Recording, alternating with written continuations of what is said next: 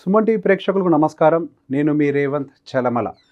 ఈ వీడియో ప్రత్యేకంగా mutual fund investors కోసమే. బేసిక్గా మ్యూచువల్ ఫండ్ ఇన్వెస్ట్మెంట్స్ అనగానే ప్రతి ఒక్కళ్ళు చాలా అగ్రెసివ్గా వెళ్ళిపోతున్నారు. కానీ మీరందరూ మిస్ అయ్యేటువంటి ఒక మేజర్ ఇంపార్టెంట్ పాయింట్ గురించి చెప్పటానికే ఈరోజు నా ప్రయత్నం.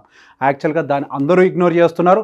ఇన్ఫ్యాక్ట్ చెప్పాలంటే మ్యూచువల్ ఫండ్ గురించి అందరికీ ఎంత బాగా తెలిసినప్పటికీ, తెలుసు అని అనుకుంటున్నప్పటికీ, ఇది కరెక్ట్ వర్డ్ యాక్చువల్గా, అనుకుంటున్నప్పటికీ one of the major important ఆస్పెక్ట్ని మిస్ అవుతున్నారు. ఆ ఒక్క ఇంపార్టెంట్ ఆస్పెక్ట్ని మీ ముందరికి తీసుకొచ్చే ప్రయత్నమే ఈ వీడియో.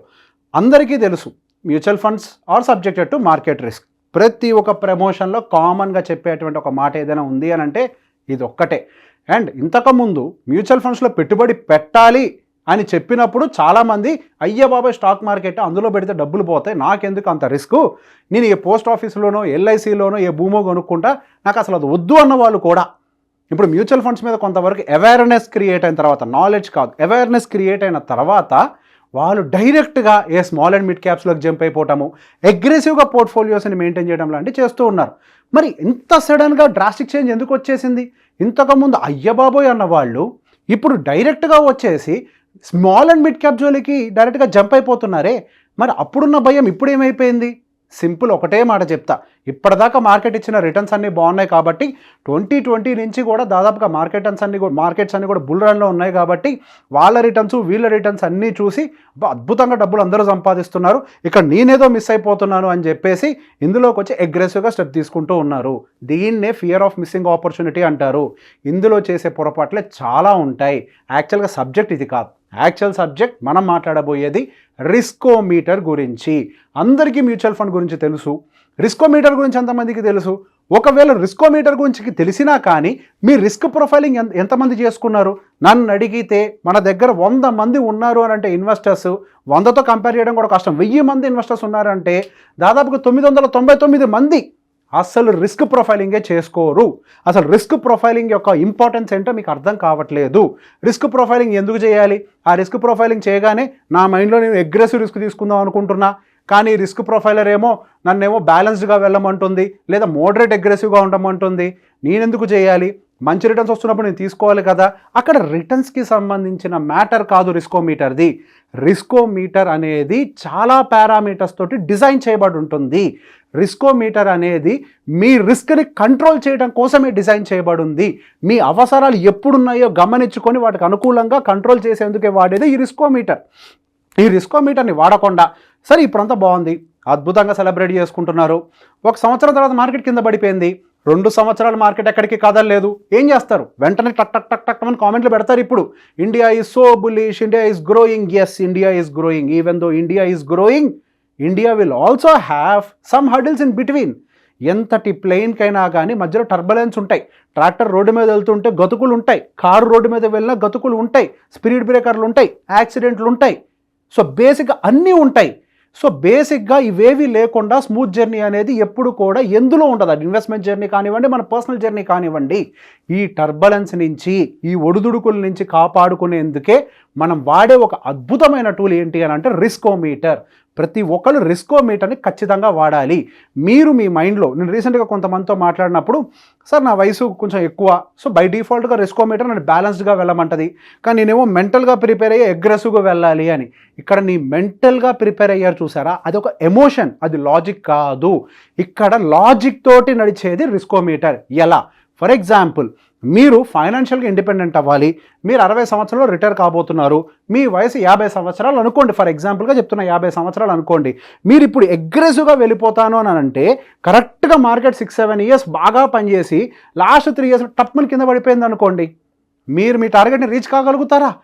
బేసిక్గా రిస్కోమీటర్ని యూస్ చేసి మనం పెట్టేటువంటి పెట్టుబడులు, మన ఫైనాన్షియల్ ఇండిపెండెన్స్ అమౌంట్ ఉంటుంది చూసారా, ఒక టార్గెట్ పెట్టుకుంటాం కదా, ఈ అమౌంట్ నేను రీచ్ అయిపోతే ఫైనాన్షియల్ ఇండిపెండెంట్ అయిపోతాను అని. ఆ టార్గెటెడ్ అమౌంట్ అంతా కూడా రిస్కోమీటర్కి అనుకూలంగా ఉండాలి.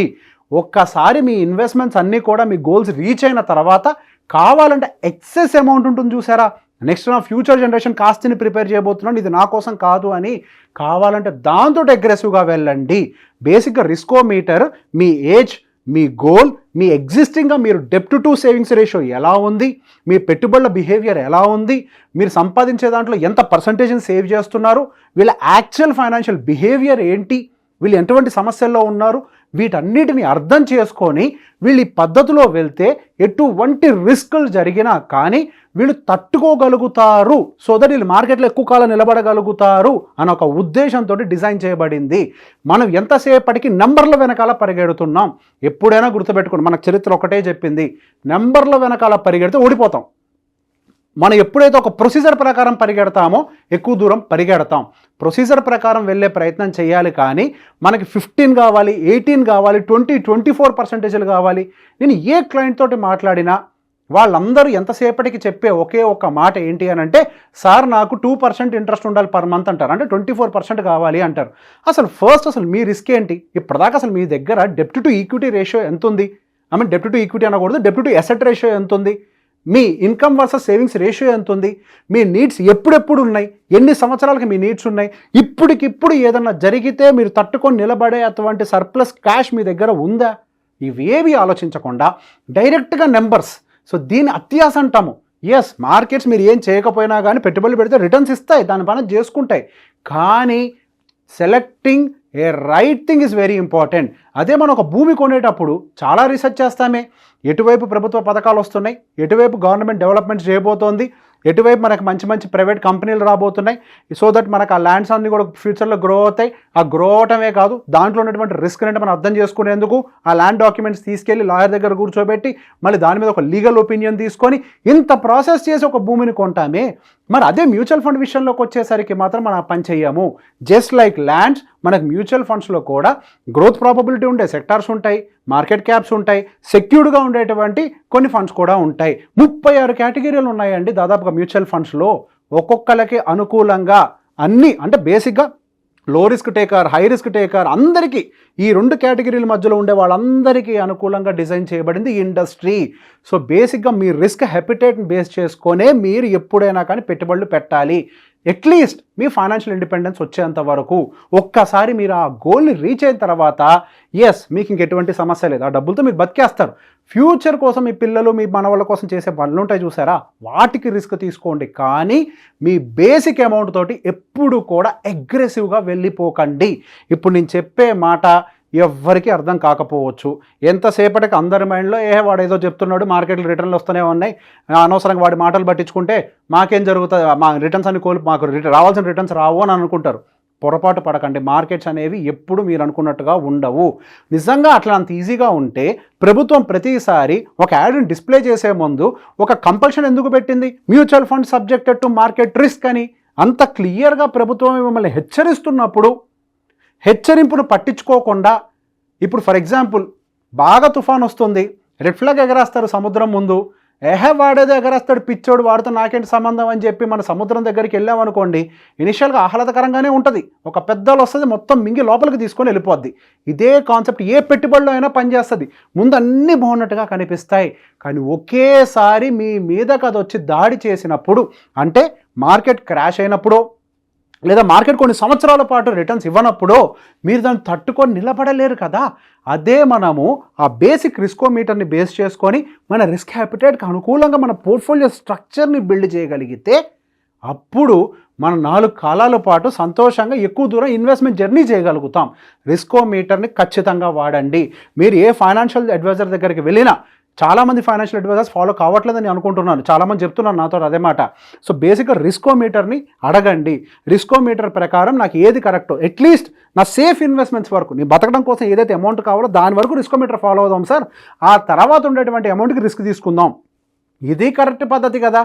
మీరు ఎంత రిస్కోమీటర్ ఫాలో అయినా కానీ మీ returns, large cap index returns అయితే వస్తాయి కదా, యావరేజ్ 15% అయితే వస్తాయి కదా, ఆ 15% తీసుకోవడానికి మన ప్రాబ్లం ఏంటి? ఎంతసేపటికి మనకి 2024 అని వెనకాల పరిగెడితే, అంటే ఇయర్ కాదండి 2024 అని 20%, 24% అన్న దాని వెనకాల మనం పరిగెట్టడం మొదలు పెడితే మీరు దాని వెనకాల పరిగెడుతున్నారు. మీ కళ్ళన్నీ దాన్నే చూస్తూ ఉన్నాయి. కింద మధ్యలో వచ్చేటువంటి గోతుల్ని మీరు చూడట్లే, స్పీడ్ బ్రేకర్లు చూడట్లే, జరగబోయే యాక్సిడెంట్ని చూడట్లే. మీరు ఒక బండి నడుపుతున్నారు అంటే హెల్మెట్ పెట్టుకోమంటారు. ఎందుకు? రోడ్డు మీద వెళ్ళే ప్రతి ఒక్కరికి యాక్సిడెంట్ జరుగుద్ది అని కాదు, యాక్సిడెంట్ జరిగిన వాడు బతుకుండాలి అని. ఆ హెల్మెట్ మనకు కాపాడుతుంది అని. రిస్కోమీటర్ కూడా మన మార్కెట్లో హెల్మెట్ లాంటిదే, ఒక ఇన్సూరెన్స్ లాంటిదే. సో బేసిక్గా ప్రమాదం జరిగినప్పుడు ఎక్కువగా ఇంపాక్ట్ కాకుండా ఉండేందుకే మనం బేసిక్ సేఫ్టీ రిస్కోమీటర్ తోటి వెళ్తే మనం చాలా వరకు ఇన్వెస్ట్మెంట్స్ని ఎక్కువ ఉడుదుడుకులు లేకుండా మన రిస్క్ హ్యాపిటేట్కి అనుకూలంగా బ్యాలెన్స్ చేయగలుగుతాం. It is not by the age, it is by the need and your financial behaviour. So ఎవరెవరైతే రిస్కోమీటర్ లేకుండా అగ్రెసివ్గా తీసుకెళ్ళి జంప్ చేస్తున్నారో వాళ్ళందరికీ కూడా మీరు ఈ వీడియోని షేర్ చేయండి. Thank you very much.